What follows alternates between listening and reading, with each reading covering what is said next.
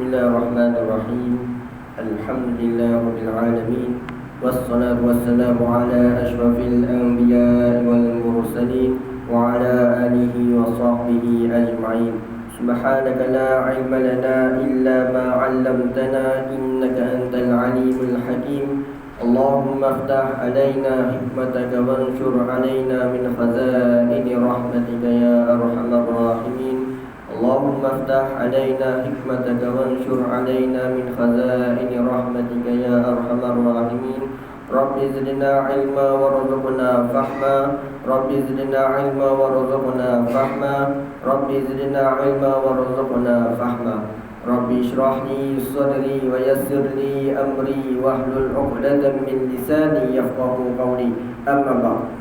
Yang saya hormati lagi saya kasihi saf kepimpinan Masjid Karya Hukul, Tuan Pengurusi, Tuan Imam, Tuan Bilal, JK Masjid, serta tuan-tuan dan puan-puan yang diridai oleh Allah SWT. Alhamdulillah. Pertama-tamanya sekali marilah kita mengucapkan kesyukuran kepada Ilahi kerana dengan limpah kurnianya dapat memberi keizinan kepada kita semua untuk duduk di dalam rumah Allah ini bagi menunaikan solat maghrib secara berjemaah, dan seterusnya bagi menunggu waktu isyak. Kita mengisi waktu kita ini dengan isian rohani kita. Mudah-mudahan Allah SWT menampak usaha kita ini dan memberkati hidup kita ini. Jadi pada malam ini insyaAllah kita akan saya akan berkongsi sedikit apa yang ada di dalam kitab Al-Fiqhul Manhaji ala Mazhab Asy-Syafi'i, yang di mana kita masih lagi dalam bab muqaddimah. Kita tak masuk lagi bab 1. Bab taharah kita tak masuk lagi sebab kita nak bagi pengenalan dulu. Sebelum nak masuk lebih jauh lagi, kita kena kasih tahu dulu. Kasih tahu bahawa Islam itu mudah. Islam itu syumul, menyeluruh setiap aspek, dia sentuh setiap aspek. Islam ini ada kaitan dengan akidah. Jadi sebelum nak masuk bab taharah, sebelum nak masuk bab solat dan sebagainya, kena tahu perkara ini dulu. Supaya apa? Supaya kita bila kita belajar wudu, contoh kita belajar wudu, kita rasa oh Islam ini mudah. Ada jalan penyelesaian dia. Jadi pada malam ini insya-Allah tuan-tuan dan puan-puan, kita akan masuk kepada bab sumber-sumber fiqh. Jadi fiqh ini apabila seseorang ulama ataupun sekelompok ulama nak membuat hukum atau nak mengadakan hukum atau nak menetapkan hukum, dia mesti ada ambil sumber-sumber hukum dia. Mesti ada dasar dia. Contohnya dekat Malaysia ni, kalau tak pakai mask denda RM1,000. Mana datang dalil dia? Mana sumber dia? Sumber dia dekat undang-undang. Macam tu juga dekat nak menetapkan hukum ini. Nak tetapkan hukum ini ada sumber-sumber dia. Tak boleh, ulama tak boleh menetapkan hukum dengan kepala otak dia sendiri. Tak boleh guna kepala otak dia sendiri. Dia kena ikut ada sumber-sumber dia. Jadi sumber-sumber fiqh ini sebagaimana dijelaskan bahawa fiqh Islam adalah himpunan hukum-hukum syarak yang diperintahkan oleh Allah Subhanahu Wa Taala kepada hamba-hambanya. Maknanya fiqh Islam ini membincangkan berkenaan dengan hukum-hukum Islam. Jadi nak mengadakan hukum-hukum Islam ini ada dasar dia, ada sumber dia. Semua hukum adalah berdasarkan kepada 4 sumber berikut. Jadi 4 sumber ini adalah 4 yang disepakati oleh 4 mazhab kita, iaitu Imam Hanafi, Imam Maliki, Imam Syafi'i, Imam Hanbali. Jadi itu adalah 4 sumber yang disepakati oleh 4 mazhab ini. Iaitu yang pertama adalah Al-Quran. Itu adalah sumber rujukan utama. Apabila ulama nak meletakkan hukum, dia kena tengok dulu Al-Quran ni. Dia kena tengok dulu Quran, apa maksud tusuran dia, apa maksud tafsiran dia, apa makna di sebalik itu. Jadi Al-Quran ini bukan sebarangan orang boleh menafsirkannya. Bukan orang macam kita lah, orang awam ni. Jadi itu yang pertama. Yang kedua adalah sumber Al-Sunnah. Maknanya Al-Sunnah ini apa yang ada dekat Nabi, apa yang disandarkan kepada Nabi. Manakala yang ketiga adalah Al-Ijma'. Ijma' ini adalah kesepakatan. Nanti kita akan belajar. Dan yang keempat adalah al-qiyas. Al-qiyas ini menyamakan sesuatu hukum yang baru dengan menyamakan dengan hukum yang terdapat di dalam Al-Quran dan hadis. Dengan sebab apa? Dengan terdapatnya ilah yang sama. Nanti kita akan belajar. Keempat ini adalah dalil yang sepakat oleh empat mazhab. Jadi Al-Quran dengan As-Sunnah ini adalah sumber yang bersumberkan wahyu ilahi. Maknanya Allah SWT yang mewahyukan Al-Quran. Allah yang kalamullah, Al-Quran adalah kalamullah, dan Nabi Muhammad SAW adalah rasul Allah. Jadi ulama mengatakan bahawa kedua-dua sumber ini adalah sumber ilahi, sumber yang berwahyukan Allah SWT. Manakala al-ijma' dan al-qiyas ini adalah tidak bersumberkan wahyu. Maknanya al-ijma' ini adalah kesepakatan oleh seluruh ulama. Maknanya ijma' ulama lah memanggil. Jadi mujtahidin ni apabila nak menetapkan hukum dan semua setuju, jadi hukum itu diterima. Hukum itu diterima. Manakala al-qiyas ini juga pandangan mujtahid itu. Apabila mujtahid ulama ini nak menetapkan satu hukum, dia kena tengok ilat yang sama. Nanti kita akan belajar ilat yang sama, dan kemudian akan menyamakan dengan dalil Al-Quran dan hadis. Jadi Al-Quran dan As-Sunnah ini tidak boleh berdiri dengan sendiri, melainkan dengan ulama tersebut. Maknanya apabila nak menetapkan hukum, ulama dia yang boleh menafsirkan Al-Quran ini dengan maksud tersurat dan tersirat. Kalau orang macam kita ni, kalau nak buat Al-Quran, kalau nak tengok tafsir Quran, lepas tu nak buat hukum sendiri, boleh ke tak? Tak boleh. Sebab itulah antara keempat-empat ni saling berkaitan. Saling berkaitan. Dan juga al-ijma' dan al-qiyas ini, kalau seseorang ulama itu nak menetapkan ataupun nak bersepakat dalam membuat satu hukum, dia tak boleh lari daripada Al-Quran dan As-Sunnah. Nampak tak? Dia ada kaitan di antara satu sama lain. Jadi kita akan masuk bab berat sikit lah, sebab ni bab usul fiqh. Jadi penulis ini nak mengatakan bahawa nak menetapkan hukum itu ada sumber dia, iaitu usul fiqh, iaitu dalil sumber yang disepakati oleh ulama. Ada empat: Al-Quran, As-Sunnah, Al-Ijma' dan Al-Qiyas. Manakala ada juga dalil yang tidak disepakati oleh ulama. Maknanya di antara keempat-empat mazhab ini, mazhab Hanafi, Maliki, Syafi'i dan Hanbali, ada yang tidak menggunakan sumber ini, iaitu macam masalah mursalah, istihsan, istishab, sadul zara'i, uruf, qaulus sahabi, syar'u man qablana, dan pelbagai lagi. Jadi yang saya nyatakan tadi itu adalah yang tak disepakati oleh ulama. Maknanya nak menetapkan hukum, ada yang ulama menggunakan sadul zara'i, iaitu menghalang daripada perkara kemungkaran. Sebab tu haram perkara pada perkara yang halus. Contoh, jadi ada ulama yang tak menggunakan sadul zara'i. Jadi oleh sebab itulah dalam empat mazhab ini terdapat pelbagai pandangan. Pelbagai pandangan. Ada ulama kata begini, kadang ada ulama tak bersepakat dalam sesuatu perkara. Itu salah satu sebab dia, sebab sumber pengambilan hukum itu tak disepakati. Itu maksudnya. Jadi yang keempat ini yang disepakati. Maknanya ni yang diterima dulu. Ini yang dibuat rujukan dulu. Ini salah satulah yang tak disepakati. Sebab itu perbezaan pandangan ulama. Yang kedua, sebab perbezaan pandangan ulama ini sebab nak menafsirkan ayat Quran itu. Kadang-kadang ada ayat Quran itu membawa maksud dua makna. Kadang Imam Syafi'i berkata begini, Imam Hanbali beranggapan macam ini. Jadi sebab itulah berbeza pendapat.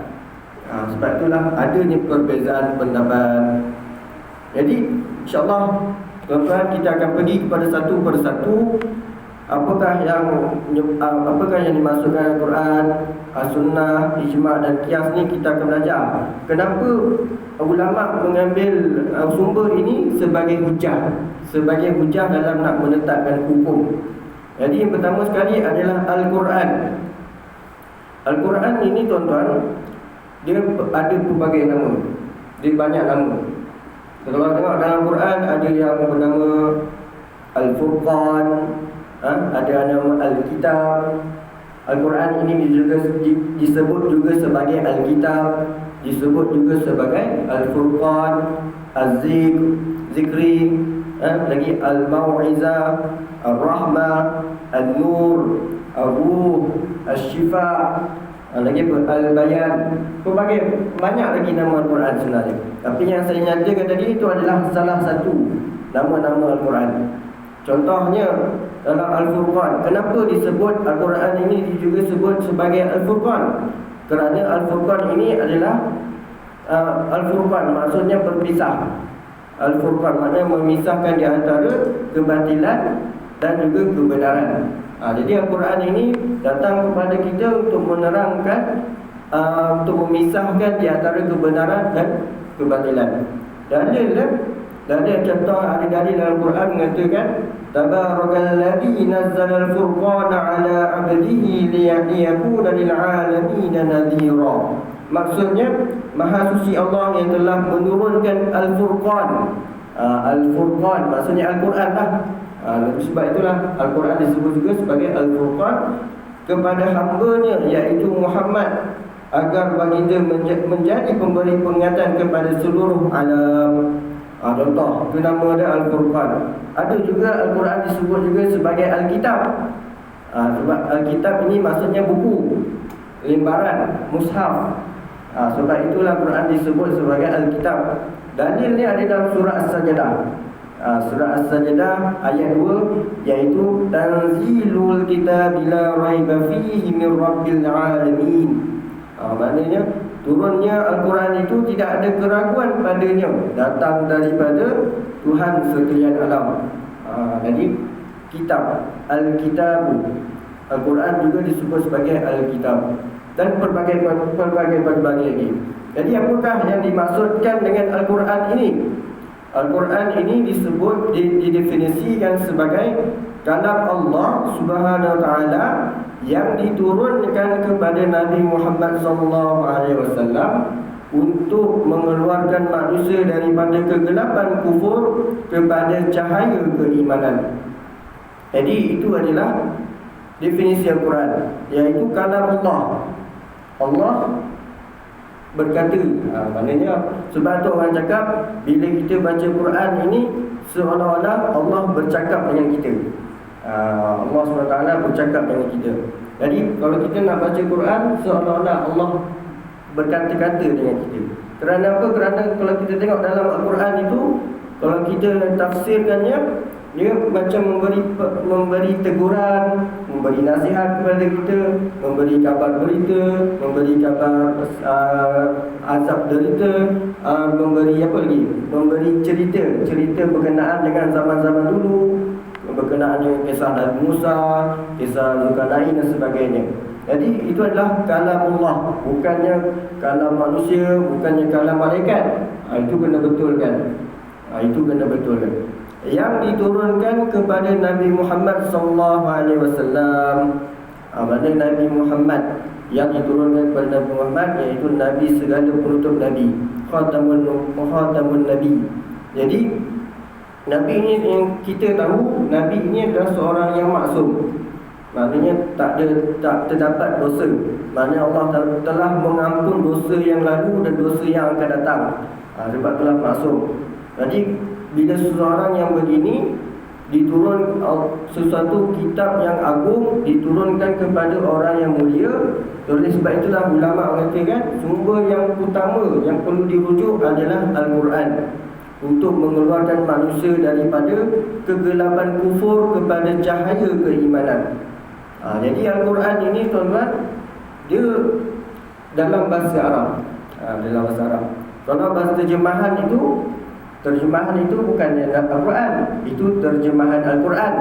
Sebab itu kalau orang yang datang haid, orang yang dalam keadaan hadas, dia boleh baca terjemahan Al-Quran, tapi dia tak boleh baca Al-Quran. Kerana apa? Al-Quran ini agung, Al-Quran ini mulia. Sebab itu kita tak boleh dalam keadaan hadas untuk memegang Al-Quran. Tak boleh memegang Al-Quran. Jadi dalam solat pun mesti bercakap, mesti baca ayat Quran dalam bahasa Arab. Kalau cakap bahasa Melayu, batal lah solat tu. Sebab itulah dia dianggap sebagai ibadah apabila membacanya.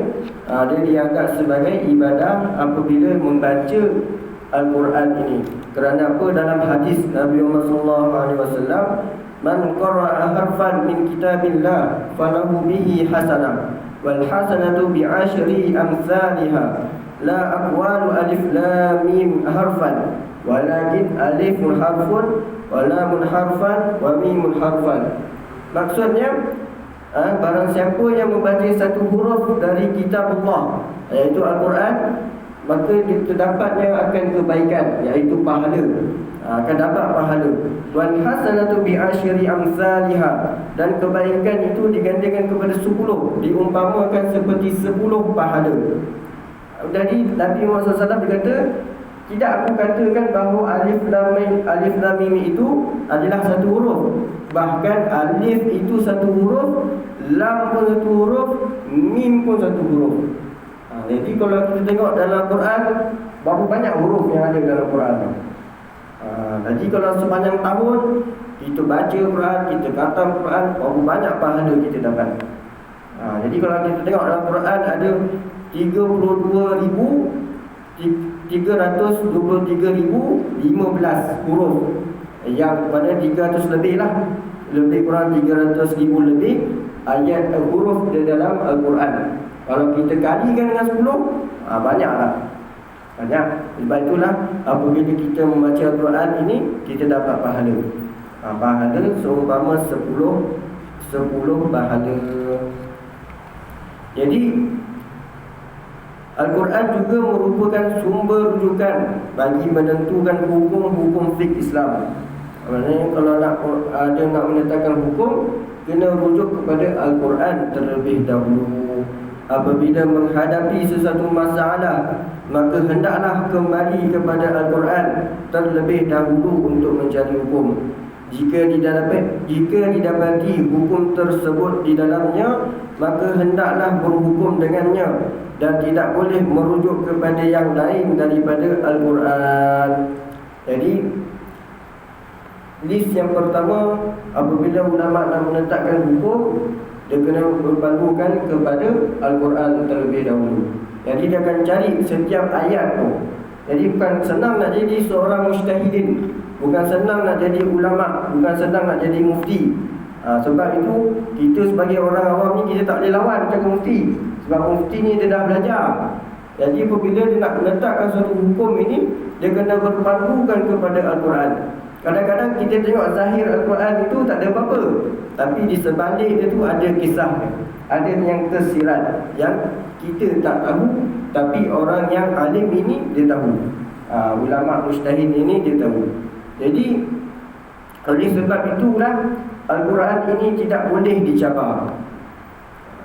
Definisi Al-Quran juga disebut sebagai ijazun, iaitu kedudukannya di tahap di luar daripada kemampuan kemanusiaan, di mana ia boleh melemahkan mereka yang menentangnya. Jadi Al-Quran ini, ayat itu tak ada siapa yang boleh buat seumpama seperti Al-Quran ini. Jadi dalam Al-Quran juga mengatakan, qul la in ijtama'at al-insu wal jin ala an ya'tu bimithli hadzal Qur'an la ya'tuna bimithlihi walau kana ba'duhum li ba'din dhahira. Dalam surah Al-Isra ayat 88. Jadi Allah SWT berkata, kalaulah dikumpulkan di antara manusia dengan jin ini untuk mendatangkan satu ayat seperti Al-Quran, jadi tidak akan mampu untuk memberikan satu ayat seperti Al-Quran ini, walaupun mereka itu bergandengan di antara satu sama lain. Jadi nak menunjukkan apa? Al-Quran ini tiada tandingan. Mukjizat Al-Quran ini yang diturunkan kepada Nabi Muhammad SAW tidak ada tandingan. Tidak ada yang boleh melawannya. Dan berkata Dr. Wahbah Az-Zahiri berkata, tidak ada halangan yang menghalang berlaku pertentangan, dan kalau ada ia terhapus. Maknanya akan kalahlah orang tu. Ini memandangkan ianya diturunkan dalam bahasa Arab. dengan gaya bahasa yang semuanya dikenal pasti oleh orang Arab sendiri.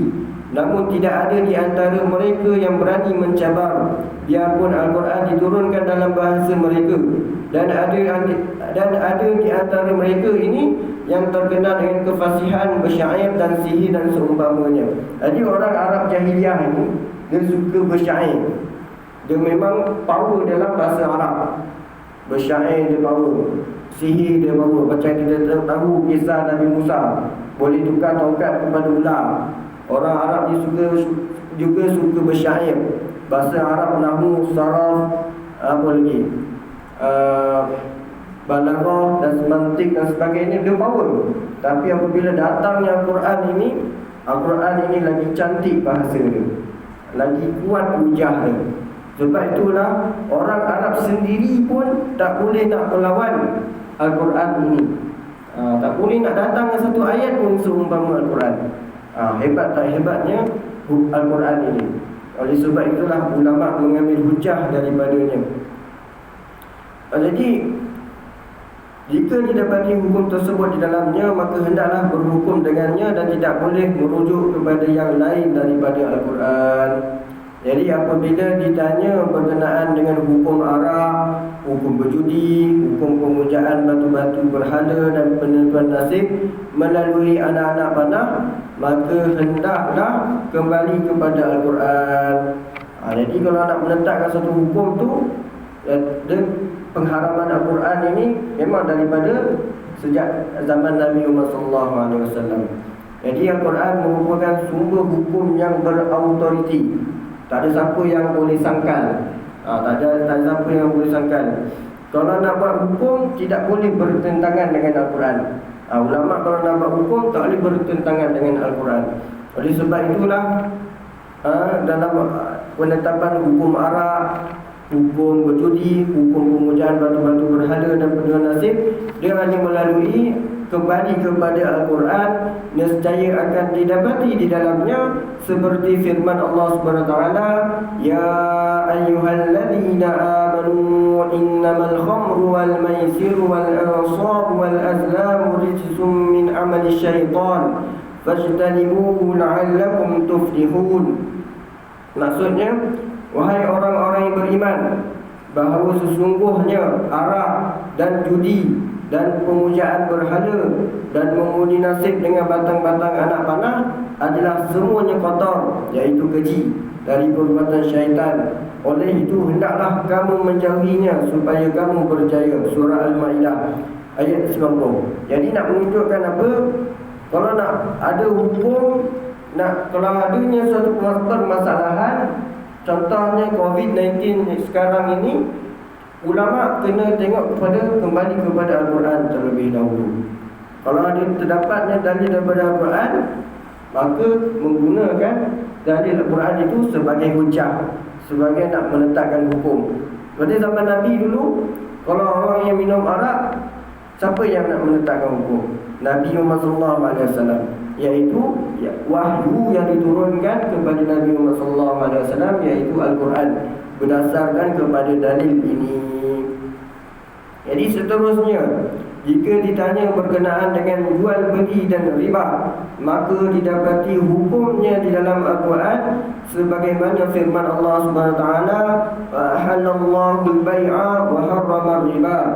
Maksudnya, padahal Allah telah menghalalkan berjual beli, berniaga dan mengharamkan riba. Surah Al-Baqarah ayat 275.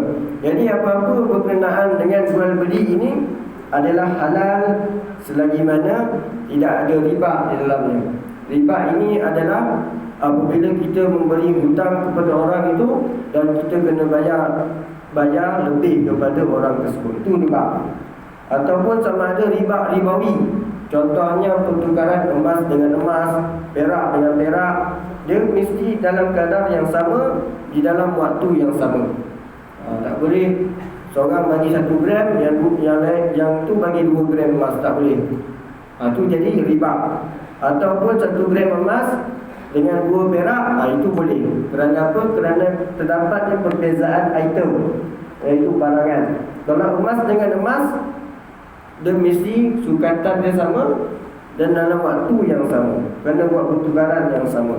Sebab itulah dalam fiqh ini ada, walaupun ayat ini ringkas, tapi ulama menghuraikannya dengan teliti. Sebab apa? Nak bermuamalah dengan manusia ni berubah-ubah. Jual beli, konsep jual beli ni berubah. Dulu ada konvensional, bank konvensional ini mengamalkan riba contohnya. Dia beli, kita nak beli kereta, tapi kita pinjam kat bank tu, tapi kita kena bayar charge dekat bank tu, kena bayar interest dekat bank tu. Itu adalah riba. Tapi setelah datangnya konsep Islam, jual beli itu menjadi harus setelah tukar teknik itu. Contohnya, saya beli kereta, nak beli kereta, tapi bank itu beli kereta itu dulu. Contoh harga kereta itu 30,000. Bank itu beli 30,000 dulu dekat syarikat kereta itu, kemudian menjadi milik bank tu. Setelah menjadi milik bank itu, baru boleh jual dekat saya dengan harga 40,000. Jadi itu kat situ hukum dia harus dibolehkan. Dia sama aja konsep dia, tapi teknik dia lain. Sebab itu dibolehkan, tak dinamakan riba dengan konsep tersebut. Baik bisamanin ajil, itu konsep dia. Jadi nak tahu bermuamalah ni konvensional, lain dengan teknik. Jadi perbaikan Islam yang bersyariat, lain teknik dia yang boleh harus. Oleh sebab itulah kalau kita nak buat pinjaman apa-apa, kena melalui pinjaman yang ada syariah, patuh syariah. Ataupun insurans dan takaful. Insurans dia tak patuh syariah, takaful dia patuh syariah. Sebab apa? Takaful ni dia mengamalkan konsep mengumpul. Sebab tu dia diharuskan. Sebab tu dia kalau tahu tu. Jadi nak buat pinjaman bank, nak beli kereta, nak beli rumah, kena tahu konsep-konsep. Dan kalau kita tak tahu pun, kita kena tahu yang kena beli dekat orang yang patuh syariah, bank yang mengamalkan patuh syariah ini. Jadi itu adalah dalilnya. Wa ahallallahu al-bai'a wa harrama riba. Padahal Allah Taala menghalalkan berjual beli dan mengharamkan riba. Ayat ini ringkas sahaja, tapi membawa definisi yang pelbagai. Dan juga apabila ditanya lagi tentang hukum memakai hijab, maka didapati hukumnya berdasarkan firman Allah Subhanahu wa taala, wala yubdina zinatahunna illa ma zahara minha wal yadribna bi khumurihinna ala juyubihinna. Maksudnya, janganlah mereka memperlihatkan perhiasan tubuh mereka kecuali yang zahir daripadanya, dan hendaklah mereka menutup belahan leher bajunya dengan tudung kepala mereka. Surah An-Nur ayat 31. Jadi maksud menutup belahan leher bajunya dengan tudung kepala ialah menutup bahagian atas tubuhnya, iaitu dada dan leher beserta kepala. Jadi setelah turunnya ayat ini, maka diwajibkan orang perempuan yang Muslim untuk menutup aurat sampai ke dada. Sampai ke dada. Kalau kita tengok orang perempuan sekarang ni macam mana? Tudung sampai mana? Lilit dia. Lilit ni zaman jahiliah juga. Orang jahiliah sebelum datangnya ayat ni, sebelum datang ayat ni, dia pakai tudung, dia pakai lilit, lepas tu dia macam ada kain, dia melebar kain itu sampai ke belakang. Maknanya dia cover belakang, dia tak cover dada. Macam tu lawan zaman sekarang. Dia makin lama makin terikut dengan orang jahiliah ni. Dia makin merisau kan. Jadi setelah turunnya ayat ini, janganlah mereka memperlihatkan perhiasan tubuh. Orang ni suka pakai rantai, leher, perhiasan tubuh tu, dan kena tutup seluruh badan itu, dada dia tu, leher dia tu, kepala dia tu, kena tutup. Setelah turunnya ayat ini, Sayyidina Aisyah berkata, setelah turunnya ayat ni, orang perempuan ketika itu semuanya berlari ke rumah untuk tutup aurat. Berlari. Nampak tak keimanan seorang perempuan pada zaman Rasulullah SAW? Dan kalau kita zaman sekarang ni macam mana? Suruh pakai tudung labu, tak ada, sabarlah, belum datang hidayah lagi. Tak sampai hidayah lagi. Padahal hidayah dah sampai 1400 tahun dulu. Tapi dia masih lagi pakaian singkat dan sebagainya. Jadi dia tak sama perempuan zaman Nabi dengan perempuan zaman kita zaman sekarang. Oleh sebab apa? Sebab zaman Nabi ini ketika di Mekah, dia selama 13 tahun Nabi Muhammad SAW menekankan bab akidah terlebih dahulu. Dia kena masuk beriman kepada Allah, dia takut kepada Rasulullah, mengajar kepada syurga, takutkan mereka kepada neraka. Sebab itulah berkena beramal soleh. Dia kena mantapkan akidah dulu. Dan kemudian bila sampai di Madinah, barulah diturunkan berkenaan dengan hukum-hukum fiqh ini. Jadi sebab itulah kalau kita tengok Al-Quran ini ada ayat Makiyah, ada ayat Madaniyah, bergantung kepada tempat diturunkan Al-Quran tersebut. Ada Al-Quran diturunkan di Mekah. Kalau kita tengok ayat Makiyah ini, kebanyakannya berkenaan dengan tauhid, akidah, pemantapan akidah dulu. Sebab apa? Ke Mekah, akidah kena kuat dulu. Dan kemudian bila sampainya di Madinah, bila arahan daripada Allah SWT, perintah daripada Allah SWT, semua ikut. Semua sami'na wa ata'na. Sebab itu kita zaman sekarang ini, apabila kita nak berjihad untuk mentaati perintah Allah, kita kena kukuhkan dulu akidah kita. Kita mantapkan akidah kita. Kita kena percaya bahawa Allah SWT ini wujud, bahawa alam ghaib ini wujud, syurga dan neraka itu wujud. Setelah kita mati, mana kita nak pergi? Jadi bila Rasulullah mengajar kepada umatnya, kepada sahabatnya berkenaan dengan itu, maka pemantapan akidah itu tetap. Jadi bila ada suruhan Allah, bila ada larangan daripada Allah, semua ikut. Dan ada larangan Allah dia tinggalkan. Kerana apa? Kerana dia dah dibayangi dengan syurga. Dia tahu bahawa kehidupan di dunia ini sementara, tempat perehatan semata-mata. Dia tempat rehat semata-mata. Dia yang kekal abadi adalah di syurga. Sebab itulah sahabat pada zaman Nabi Muhammad SAW, apabila datangnya perintah daripada Allah ataupun kata-kata daripada Nabi Muhammad SAW, semuanya ikut. Tak ada yang bangkang, tak ada apa ni, silap ni, tak sama dengan adat kita ni. Tak ada macam tu. Dia tak macam kita. Kita bila arahan macam ni, kita lawan.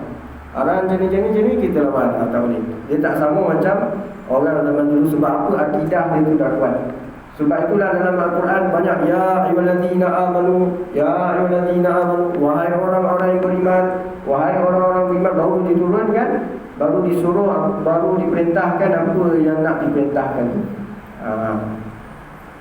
Jadi maksud untuk belahan leher bajunya dengan tudung kepada ialah menutup bahagian atas tubuhnya, dada dan leher beserta kepala. Hukum tersebut juga terdapat pada firman Allah SWT, ya ayyuhan nabiyyu qul li azwajika wa banatika wa nisa'il mu'minina yudnina 'alayhinna min jalabihinna dzalika adna an yu'rafna fala yu'dzain. Kana Allahu ghafurur rahima. Maksudnya, wahai Nabi, suruhlah isteri-isterimu dan anak-anak perempuanmu serta perempuan-perempuan yang beriman supaya melabuhkan pakaiannya bagi menutup seluruh tubuhnya semasa mereka keluar rumah. Cara yang demikian lebih sesuai untuk mereka dikenali sebagai perempuan yang baik-baik. Maka dengan itu mereka tidak diganggu oleh lelaki. Dan ingatlah, Allah adalah Maha Pengampun lagi Maha Mengasihani.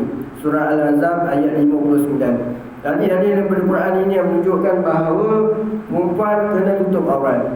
Laki sebab apa? Sebab laki ini dia nafsu dia dekat perempuan saja. Betul tak?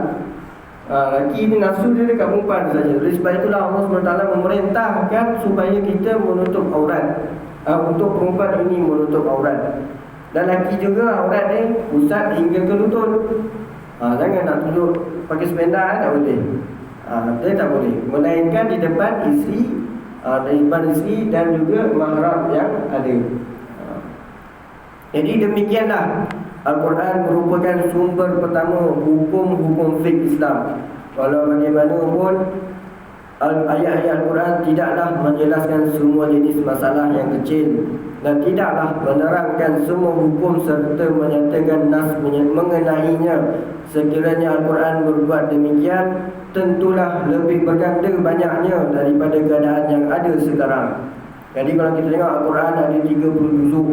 Jadi semuanya ada berkenaan di dalam Al-Quran. Ma faradna fil kitab min syai'. Dalam surah Al-An'am ayat 38. Tidaklah kami luputkan apa-apa di dalam kitab ini, apa-apa sekalipun. Tapi walau bagaimanapun, ayat Al-Quran ini adalah umum. Dia tak terperinci. Dia tak ada nak menceritakan berkenaan dengan perkara-perkara kecil ni, perkara-perkara yang furuk ni, perkara-perkara cabang. Dia perkara-perkara yang utama sahaja. Oleh sebab apa? Oleh sebab nak bagi ruang kepada manusia ataupun ulama ini untuk mencari hukum yang bersesuaian dengan keadaan masa dan tempat. Jadi kalau diceritakan terperinci, jadi susahlah ulama nak membuat hukum. Oleh sebab itu dia buat secara umum sahaja. Jadi sekiranya Al-Quran berbuat demikian, tentulah lebih berganda banyaknya daripada keadaan yang ada sekarang. Sesungguhnya Al-Quran hanya menerangkan akidah secara terperinci. Sebab apa? Sebab Nabi di Mekah selama 13 tahun, dia nak memperkukuhkan, memantapkan akidah terlebih dahulu kepada sahabat dia, kepada kaum muslimin ketika itu. Dan secara umum tentang ibadat dan muamalat. Muamalat ini perhubungan antara kita dengan manusia lah. Ibadat ini adalah perhubungan kita dengan Allah. Jadi dia tak secara detail, dia secara umum sahaja. Bila Al-Quran ini suruh solat, wa aqimis solat, dalam Al-Quran ada tak cerita secara detail berkenaan Al-Quran dengan solat? Tak ada. Dia cerita wa aqimis solat dan dirikanlah solat, itu je dalam Al-Quran. Tapi macam mana kita praktikkan? Macam mana kita praktikkan? Kita ikut Nabi, kita ikut Nabi, sahabat ikut Nabi. Lepas tu sahabat ajar kepada tabi'in, tabi'in ajar kepada tabi'in, dan sehinggalah kepada kita sekarang ini. Sebab itu kita solat, dalam Quran cakap aqimis solat saja. Tapi macam mana kita praktikkan solat itu? Sebab kita ikut Nabi. Nabi Muhammad SAW berkata, "Sallu kama ra'aitumuni usolli." Solatlah seperti mana kamu melihat aku solat. Tapi kita nampak tak Nabi solat? Tak nampak, sahabat saja yang nampak. Jadi sahabat mengajarkan kepada tabi'in dan sehinggalah kepada kita ini. Jadi itulah yang kita praktikkan. Wa aqimis solat, dan dirikanlah solat. Dan wa'atu zakah, menunaikan zakat. Ada tak secara detail macam mana nak keluar zakat, macam mana nak keluar zakat emas, macam mana nak keluar zakat pendapatan? Tak ada. Dia cerita secara umum sahaja. Yang menerangkan itu, yang memperincikan itu adalah Nabi Muhammad SAW dan juga ulama-ulama. Sebab itu ulama pewaris Nabi. Ulama warisatul anbiya, ulama pewaris Nabi. Jadi kalau kita nak hidup beruntung kat dunia dan di akhirat, kita kena ikut ulama. Kenapa? Ulama ini mengikut Al-Quran dan hadis.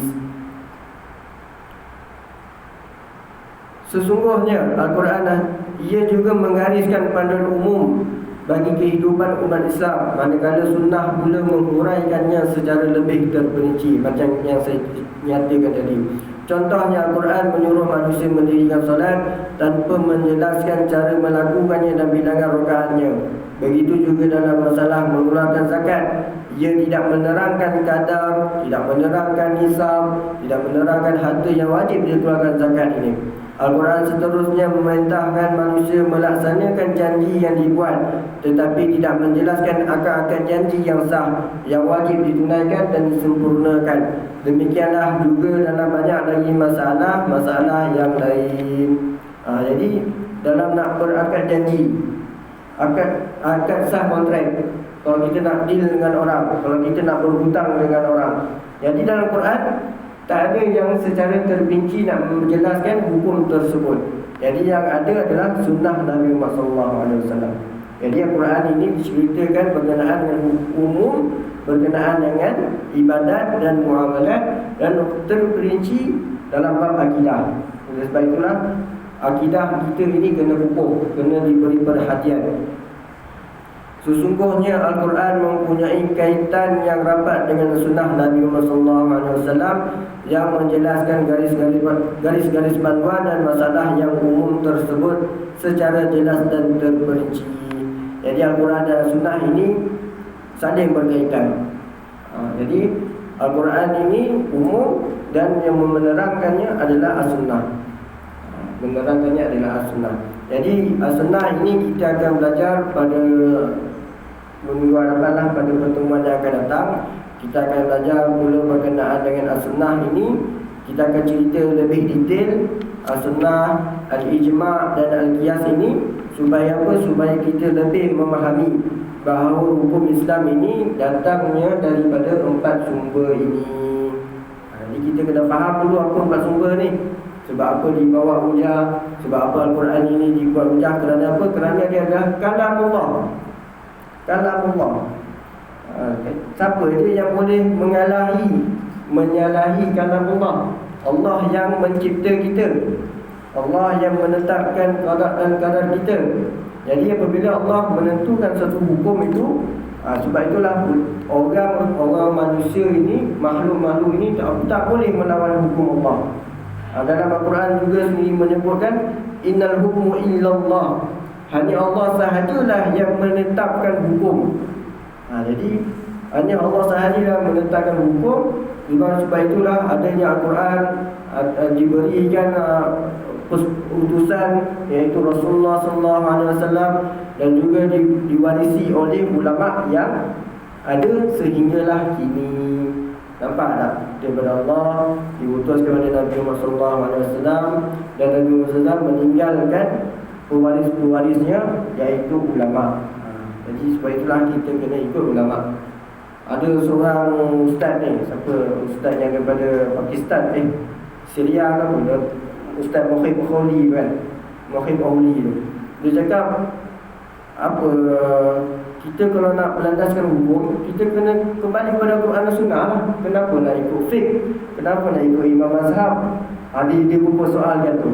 Padahal kalau dia tak ada ulama mazhab ini, kita tak boleh nak menafsirkan Al-Quran itu sendiri. Hanya ulama yang pakar, yang mahir dalam bidangnya, yang boleh menafsirkan hukum. Sebab itulah ada tagline orang puak-puak Wahabi ini, apabila dia nak menarik perhatian orang yang tak tahu, dia cakap kita kembali kepada Al-Quran dan Sunnah. Kita kembali kepada Al-Quran dan Sunnah.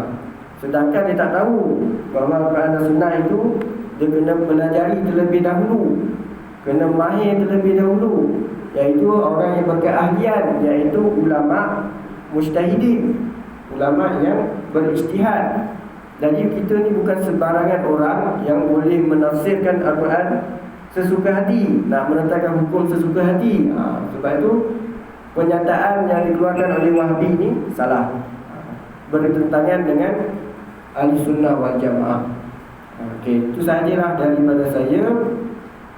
Sebelum saya menutup kuliah pada malam ini, saya buka soalan kepada tuan-tuan dan puan-puan kalau ada sebarang pertanyaan. Tak ada. Kalau tak ada, cukup sekadar ini sahaja.